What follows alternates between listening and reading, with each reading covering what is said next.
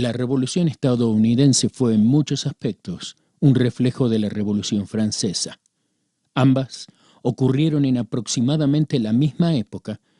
Muchas figuras claves estuvieron envueltas en las dos, se influenciaron mutuamente y fueron luchadas en las mismas líneas. La inconfundible y profunda influencia oculta de la masonería ha estado envuelta en las dos revoluciones. Por ejemplo, se supo que el gran maestro masón Benjamin Franklin utilizó sus contactos dentro de la fraternidad para obtener influencia con los franceses para que ayudaran a los estadounidenses en la campaña revolucionaria. Uno de los personajes clave fue un general francés y también masón llamado Marquis de Lafayette, a quien aún hoy se lo considera un héroe de la Revolución estadounidense.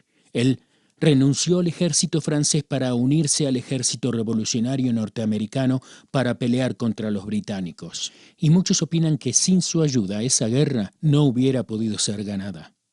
Si esto fuera corroborado, se comprobaría que este eslabón de influencia masónica por sí mismo cambió el curso de la historia. George Washington y muchos otros generales de la Revolución estadounidense también eran masones. Cuando Washington hizo su juramento presidencial, lo hizo sobre una Biblia masónica, presentada para el juramento por su propia logia. Desde entonces, la misma Biblia ha sido utilizada para el juramento de muchos presidentes de los Estados Unidos. El llamado Partido de Té de Boston era un grupo rebelde que lideró una gran oposición contra la imposición de impuestos de la corona británica. Esta oposición generó una serie de eventos que determinaron el inicio de la Revolución estadounidense y fue concebida por un grupo de hombres que se reunían en una taberna llamada Green Dragon Tavern, la cual era un conocido lugar de encuentro de masones como Paul Revere. De hecho, a menudo se las llamaba las armas de los masones o la sede de la revolución. La influencia masónica es tan evidente en la Revolución estadounidense como lo es en la Revolución francesa. Los hechos que hemos presentado ayudan a explicar un fenómeno acerca de los padres fundadores de los Estados Unidos que mantiene a muchos en un estado de confusión. Muchos, incluyendo cristianos, creen que los padres fundadores de los Estados Unidos eran cristianos, lo cual en ocasiones se dice desde los púlpitos en iglesias estadounidenses. Es muy fácil llegar a esta conclusión cuando leemos los escritos de los padres fundadores. Después de todo, todos los presidentes de los Estados Unidos mencionan a Dios y le dan honor en sus discursos de inauguración. También existe una enorme cantidad de citas de líderes estadounidenses a lo largo de la historia, destacando su creencia en la supremacía de Dios sobre la nación. Lo que genera la confusión es que los ateos estadounidenses dicen al mismo tiempo y con la misma energía que los padres fundadores eran ateos. Pero lo más confuso de todo es que ellos pueden hacer citas directamente de los escritos de los padres fundadores, respaldando su alegato.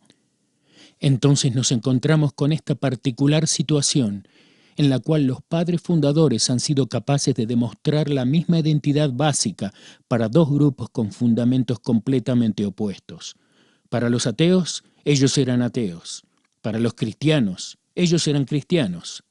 Por ejemplo, John Adams, quien sucedió a George Washington como presidente de los Estados Unidos, ha sido citado diciendo: 20 veces en el curso de mi última lectura he llegado al punto de estallar. Esto sería el mejor de los mundos si en mi lectura no existiera la religión. Los ateos aman esta cita.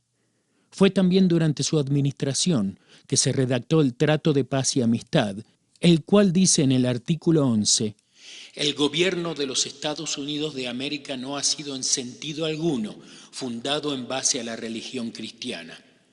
Adams también dijo: la divinidad de Jesús es un conveniente encubrimiento de lo absurdo. En ninguna parte en los evangelios podemos encontrar una norma para los credos, las confesiones, los juramentos, las doctrinas y otras ridículas tonterías que encontramos en el cristianismo. Pero también encontramos lo que Adams le escribió a Thomas Jefferson. Los principios generales sobre los cuales los padres concretaron la independencia eran los principios del cristianismo. Declaro que entonces creía y sigo ahora creyendo, que esos principios generales del cristianismo son tan eternos e inmutables como la existencia y los atributos de Dios, y que esos principios de libertad son tan inalterables como la naturaleza humana. ¿Y qué podemos pensar al leer la carta que Adams le escribió a Francis Vanderkemp? Jesús es la benevolencia personificada, un ejemplo para todos los hombres. He entretenido la religión cristiana en su primitiva pureza y simplicidad por más de 60 años. Es la religión de la razón, de la igualdad y del amor. Es la religión de la cabeza y del corazón. De modo que tenemos citas directas que parecen denigrar al cristianismo y otras que parecen elogiarlo. Lo mismo ocurre con muchos de los otros padres fundadores. Esta aparente contradicción solo puede empezar a ser discernida cuando consideramos el momento en el cual los Estados Unidos de América fueron fundados. Fue durante el tiempo de transición de la Ilustración entre la fe y la ciencia, el mismo momento en el cual el deísmo le ofreció a la gente un tipo de Dios empequeñecido y opaco, mientras que esa misma gente comenzaba a buscar respuestas en la ciencia. En ese momento también estaban tratando de trazar la línea divisoria entre Dios y la ciencia, y con certeza cada uno de los líderes de los jóvenes Estados Unidos tenían diferentes ideas al respecto. Es un error el pensar que ellos tenían la misma forma de pensar, todos ateos o todos cristianos. La mayoría de los padres fundadores de los Estados Unidos se hallaban en distintos puntos entre el ateísmo y el cristianismo. De hecho, ellos eran mayormente deístas, observando variantes del deísmo. Muchos de ellos también eran masones. John Adams era un unitario, lo cual era una manifestación del deísmo. Él creía que todas las religiones estaban arraigadas en la verdad. Por otro lado, Thomas Jefferson estaba más inclinado hacia el ateísmo. La influencia del deísmo explica la razón por la cual aquellos líderes de los tempranos Estados Unidos, cuando se referían a Dios, hacían uso de términos imprecisos, como por ejemplo, divina providencia.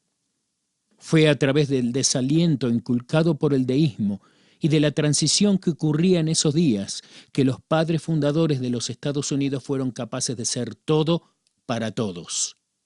Ellos definieron la Constitución en términos seculares y también religiosos. Sin duda, ellos respetaron muchas ideas del cristianismo, del cual recibieron gran influencia, mayormente al creer que era la mejor de todas las religiones. Pero tampoco hay duda que muchos de ellos rechazaron que Jesús fuera Dios como Él lo declaró, negando la autoridad absoluta del cristianismo por encima de todas las otras religiones. Por ejemplo, Benjamin Franklin expuso abiertamente sus dudas acerca de la divinidad de Jesús. También es muy claro cuando leemos las palabras de los padres fundadores en referencia a la corrupción del cristianismo, cuando en verdad se referían a la corrupción de la Iglesia Católica. Muchos de ellos habían caído en la trampa de creer que el catolicismo era una expresión del cristianismo bíblico. Fue su intento de escapar de los sistemas jerárquicos y opresivos de Europa lo que los llevó a querer alivianar el mensaje de la Biblia y la idea de Dios. Debido a sus diferentes creencias acerca de dónde Dios terminaba y dónde la ciencia empezaba, también diferían acerca de la intervención de Dios en la creación. Algunos creían que Dios creó todo lo que existe y otros lo negaban. También se debe al turbio periodo de transición entre Dios y la ciencia que hoy en día podemos ver citas de los padres fundadores para apoyar ambas visiones del mundo, religiosas y seculares. Uno de los beneficios que los Estados Unidos poseía en ese entonces era la influencia de los puritanos que estaban huyendo de la persecución religiosa en Europa. Aunque frecuentemente se los ridiculiza como aburridos y sin color, los Estados Unidos tiene mucho que agradecerles acerca de su herencia cristiana y la moral sobre la cual el país originalmente se formó. Ellos también repudiaban el sistema jerárquico de Europa, pero antes de alivianar el mensaje de la Biblia o la imagen de Dios, ellos reconocieron que el sistema católico corrupto no tenía nada que ver con el mensaje bíblico. Ellos se mantenían fieles a lo que leían en sus Biblias genovesas. y creo que su devota influencia en esos tempranos años, junto con la influencia residual del cristianismo a través de los padres fundadores, ha sido la mayor fuerza detrás de la prosperidad y la bendición que el país experimentó. Es importante que esto sea establecido antes de empezar a medir la influencia masónica en los Estados Unidos.